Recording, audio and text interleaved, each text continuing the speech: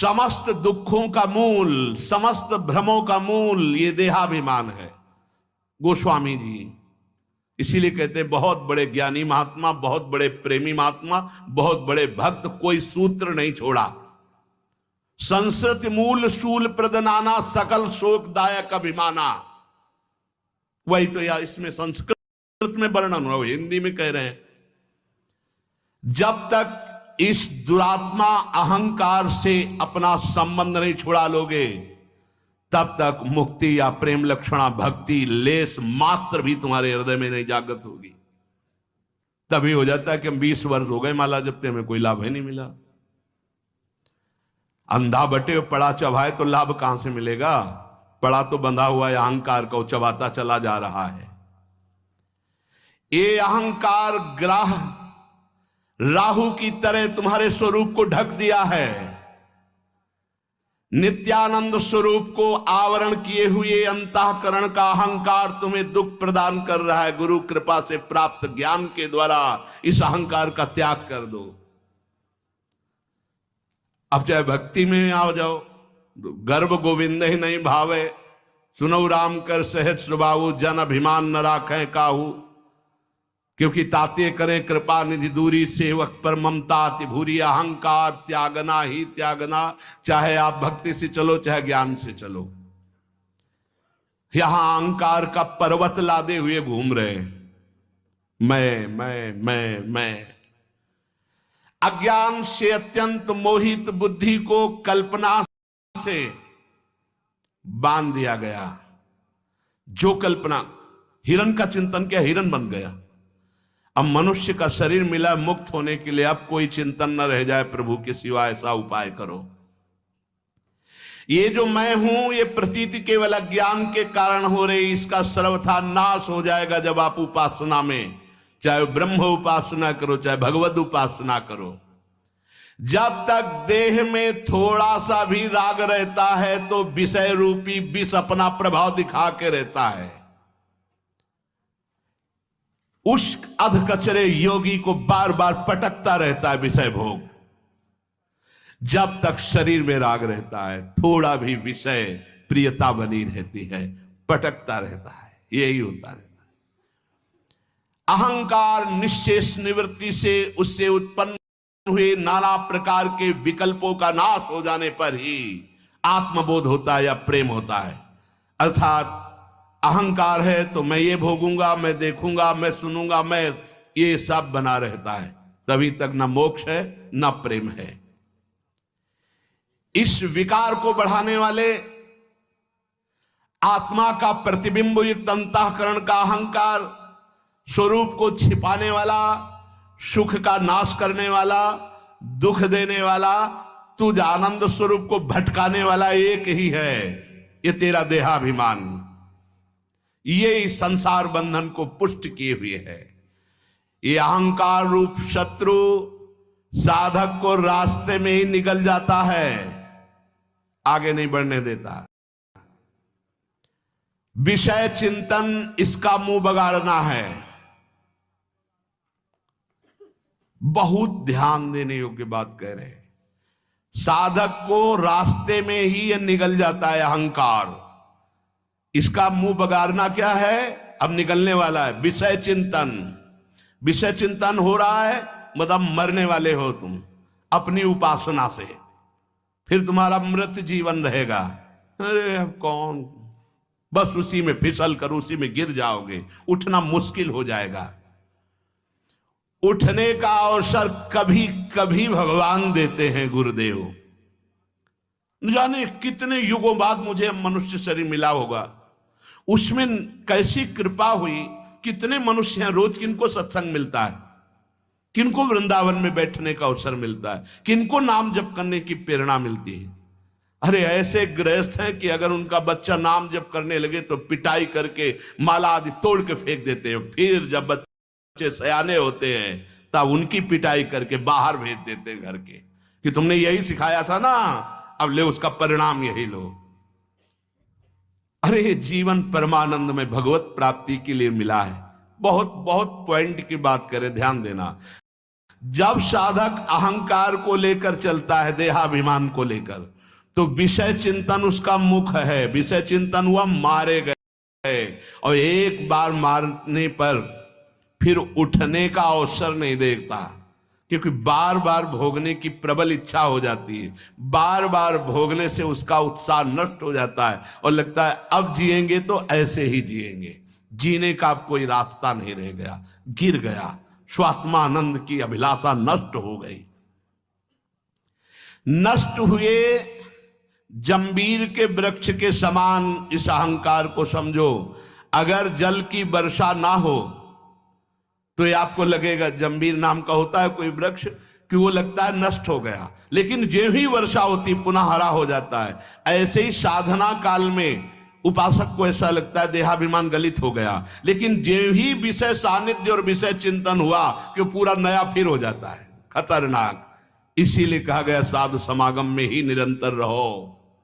निरंतर उनकी आज्ञा, उनके उपदेश, उनका चिंतन, हर क्रिया उनको साक्षी करके करो।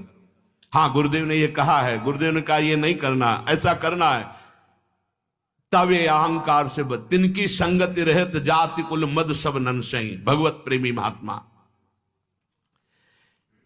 ये वासना बढ़ाने वाला अहंकार, क्रियाओं में प्रियता बढ़ाने वाला अहंकार, ये मनुष्य के संसार बंधन को दृढ़ करता रहता है। इसलिए संसार बंध विच्छित्य तद्वयम प्रदहेद्यति वासना वृद्धि रेताभ्याम चिंतया क्रिया बहि। हे उपासक, तुम्हारा इस समय संसार बंधन काटना ही मुख्य उद्देश्य है। संसार बंधन, विषय चिंतन त्यागना और विषय क्रिया त्यागना ही इस संसार बंधन को काटना है।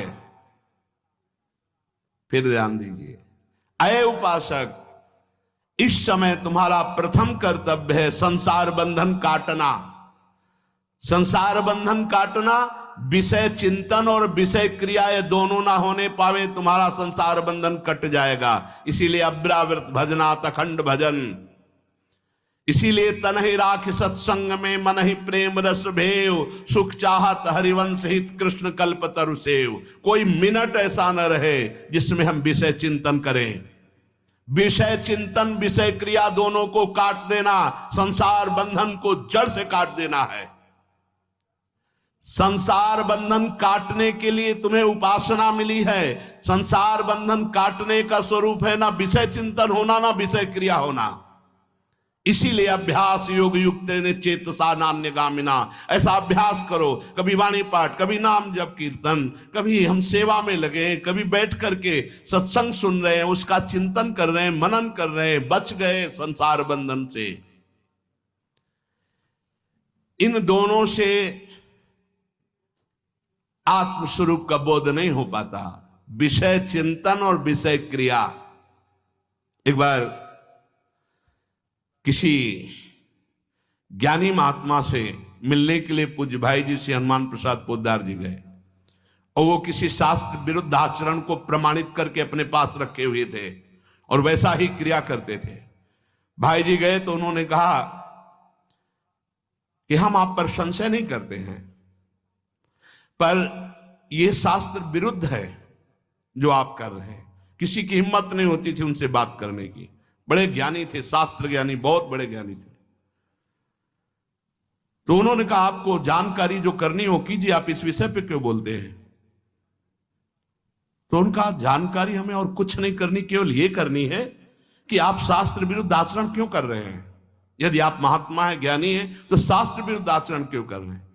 तो उन्होंने एक ग्रंथ विद्यारण्य स्वामी जी का है, उससे निकाल करके तत्काल श्लोक, बहुत विद्वान थे, उन्होंने कहा कि प्रारब्ध भोग बड़े बड़े ज्ञानियों को भी भोगना पड़ता है, मैं जानता हूं मेरा प्रारब्ध भोग, इसलिए मैं ऐसा ऐसा।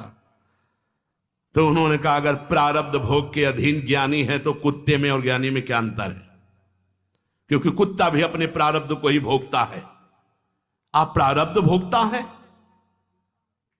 उसी विद्यारण्य जी के उसी ग्रंथ से भाई जी महाराज साक्षात सरस्वती जी जबान में बैठी थी, कलम में बैठी थी, लाखों का कल्याण किया, लाखों का कल्याण कर रहे हैं, लाखों का कल्याण होता रहेगा।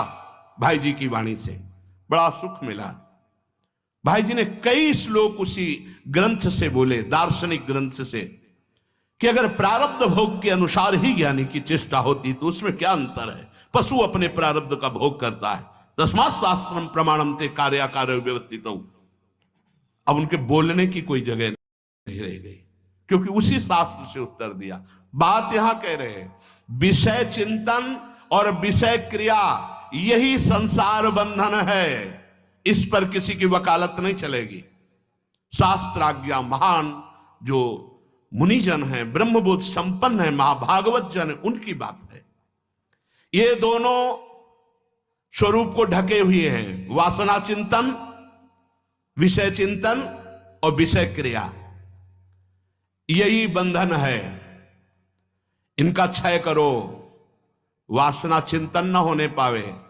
गीता जी में भगवान ने कहा, ध्यायते विषयान पुंसान संगस्ते सुपजायते। जब आप विषय चिंतन करेंगे तो उसके संग की आसक्ति पैदा होगी, और यदि आप क्रिया में उतर गए तो कामा, पूर्ति हुई तो लोभा, बाधा पड़ी तो क्रोधा। कामा संजायते क्रोधा, क्रोधा स्मृति विभ्रमा, स्मृति भ्रंशात बुद्धिनाशो, बुद्धिनाशात प्रणश्यति। किसी भी मार्ग में अगर विषय चिंतन और विषय क्रिया, तो किसी भी भागवतिक मार्ग का उपथिक नहीं, केवल नौटंकी नाटक है। यही हटाने के लिए हमारी साधना है, विषय चिंतन और विषय क्रिया। इसका जहां क्षय हुआ तो अपने स्वरूप का बोध हो जाता है, उसके लिए प्रयास नहीं करना पड़ता। इसका जहां क्षय हुआ तो भगवत प्रेम होने लगता है। पात्री को आप प्रकाश दे, किसी पात्र में ये प्रेम प्रकाशित होता। पात्र कौन है? जो विषय चिंतन और विषय क्रिया का त्यागी है।